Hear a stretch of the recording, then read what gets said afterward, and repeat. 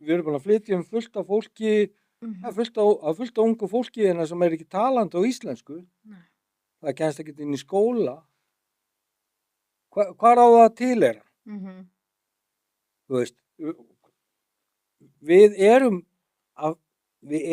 að fara sko beinustu leið eins og Svíarnar og Danir.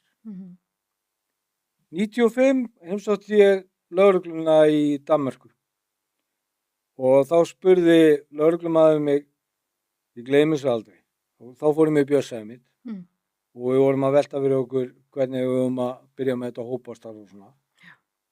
Það var rosalega flott prógram. Hann spurði, eru þeir farin að stinga okkur aðra? Þá sagði ég, nei. Eru þeir farin að stofna svona gengi? Nei, það var sko 94 eða 5, ég man ekki hvort það var. Já. Hver í staðan í dag? Einmitt. Hann sagði líka, bíðið bara, þetta kemur. Hversuna heldur þetta sé að gerast?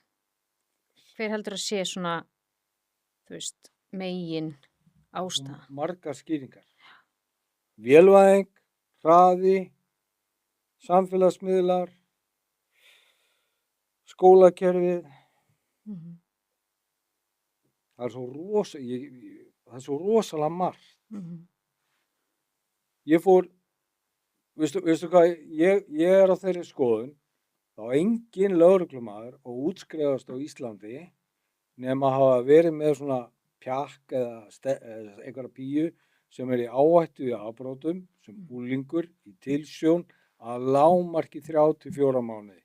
Já. Bara til að komast inn í hugarheiminn, átta sig á hvernig veröldin er og þetta er frábær leið til að læra samskipti og tækla börn í vanda. Ok, af hverju segi ég þetta? Þannig að ég sá þetta í Danmörku. PUK stendur fyrir Politisk Ungdomsklubb. Þar var það þannig að það voru svona gæjar, einhverjum peyjar, kannski 12, 13, 14 ára, sem voru svona fann að míga utan í hennar gengja heim. Já. Og þá voru lögreglumenn að taka á að sér í tilsjón, spila með körfubolta eða fara í borðtennis eða gera eitthvað mótorhjól.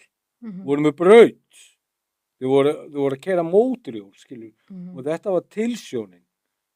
Og þetta voru lögreglumenn, þetta er forvarnavinna. Þarna eru menn og þeir hafa gaman að þessu. Já. Þetta virkar.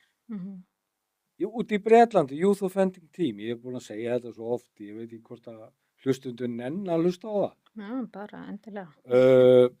Ég ætla bara að taka eitt dæmi. Drengur kveikir í gámi og skólalóð. Og heldur hann fari bara í yfirheyrslu og satt skam? Nei. Það er fenginn maður, það er sem sagt dómari, tilsjónaraðili, lögregla og foreldri, og svo barnið.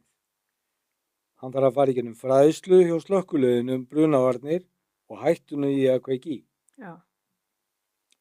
Hann þarf að vinna með húsverðinum í ákveðin tíma bara til þess að átta sig á skemmtum. Og bara, þú veist, common sense og fá tengsl og fleira.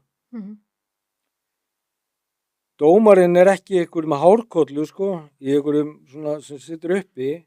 Það er kannski dómari sem er búin að koma eftirlaun.